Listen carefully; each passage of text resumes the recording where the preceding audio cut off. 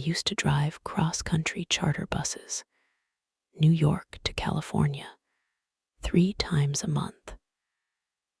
Back then, I thought I'd seen it all: drunk passengers, fights, mechanical failures, everything.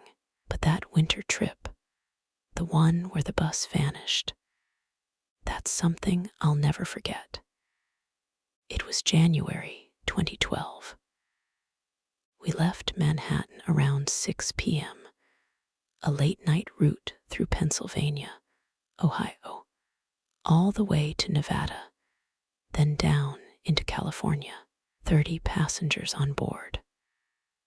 Most were quiet college kids heading back after the holidays, a few tourists, an old couple, and one man who wouldn't stop staring out the window. His name was Miles. Seat 18A, thin, pale, dark circles under his eyes. Didn't speak a word the whole trip. We hit heavy snow somewhere past Toledo. The road signs were barely visible. I remember thinking I should pull over, but the passengers were asleep, and I just wanted to keep moving. Around 3 a.m., we entered a stretch of highway that felt wrong. No towns, no exits, no lights, just endless road and snow-covered trees. That's when the GPS began glitching. The screen froze, showing static, then flickered to a map I didn't recognize. The route line curved off the interstate and into some unmarked area. I slowed down, checking for road signs, but there were none. The passengers started to stir. A woman called out from the back, "Hey, driver, where are we?" Before I could answer, the man in seat 18A finally spoke. His voice was calm, but his words froze me. "We're not supposed to be here," he said. I asked him what he meant. He turned his head slowly, eyes reflecting the passing headlights. "There's no road here after midnight. Only the old one." I thought maybe he was joking, until the radio started picking up whispers. Not static, actual voices, faint, overlapping, like dozens of people murmuring all at once. Passengers began panicking. "Turn it off," someone shouted. I reached for the radio knob, but it was already off. Still, the voices continued, whispering names I didn't recognize. And then, through the snow ahead, I saw headlights, another bus coming straight toward us. I swerved hard, lights flashing. But when the two vehicles should have collided, nothing happened. The other bus passed through us. Everyone screamed. The entire bus shook like we'd hit an earthquake. Then, just as suddenly, it was quiet again. When I looked in the mirror, there was no second bus. Only empty road. A girl near the front started crying. What was that? I didn't answer, because I didn't know. We drove in silence for another hour, or at least, I think it was an hour. Time didn't feel right. The clock on the dashboard was stuck at 3:17 a.m. Every time I blinked. I saw flashes, faces pressed against the windows, passengers that weren't there. Old faces, pale, frozen. Seat 18A, the man named Miles, walked up to me. He leaned close and whispered, "You shouldn't have followed the detour." I snapped back. "There was no detour." He smiled faintly. "There always is. That's how it finds you." Before I could ask what he meant, he walked to the back of the bus and sat down. When I looked again, his seat was empty. The engine coughed and died. Lights flickered out. The bus rolled to a stop in the middle of nowhere. I grabbed my flashlight and stepped outside, snow biting my face, the cold cutting like glass.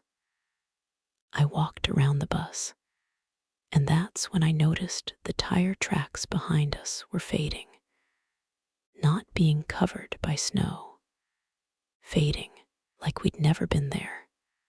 I ran back inside, heart pounding. Everyone, stay calm. I'll call for help. But my phone showed no signal. In fact, it showed no carrier name at all. Just a black screen with white letters. Searching, one of the passengers, a teenage boy, pointed out the window. "Look," he shouted. In the distance, another bus was parked, identical to ours. Same logo, same model, even the same number, Fleet 407. I couldn't believe it. I walked toward it slowly, every step echoing in the snow. The closer I got, the more wrong it looked. The windows were frosted over, but from the inside, and there were shapes in the seats. Frozen shapes. I wiped the glass with my glove and stared straight into my own face. It was me, behind the wheel, frozen solid, eyes open, staring at nothing. I stumbled back, shouting, but when I turned around, the passengers from my bus were standing outside too, silent, expressionless. Their skin was pale as the snow, their eyes black and hollow. The girl who'd been crying earlier opened her mouth to speak, but no sound came out. Just a soft exhale of frost. Then one by one, they began walking toward the other bus. I screamed for them to stop, but they didn't even look at me. They climbed inside the frozen bus, took their seats, and sat still, just like the corpses inside. When the last one entered, the door closed on its own. I backed away, terrified, as the bus headlights flickered on, and it began to move. No tire tracks, no sound of the engine, just that metal hulk gliding silently into the white void until it vanished completely. I turned to look for my bus, but it was gone too. I was standing alone in an empty field of snow. No road, no lights, no sound. I walked for hours, or maybe minutes. I couldn't tell. Eventually, I saw headlights again and waved them down.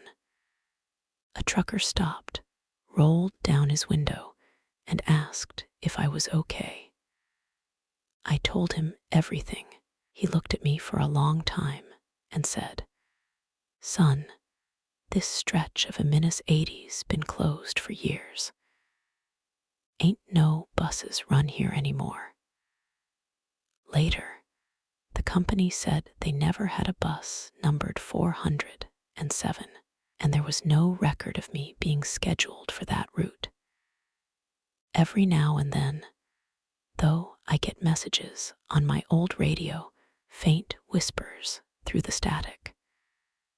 Sometimes it's my own voice saying, "Next stop, California."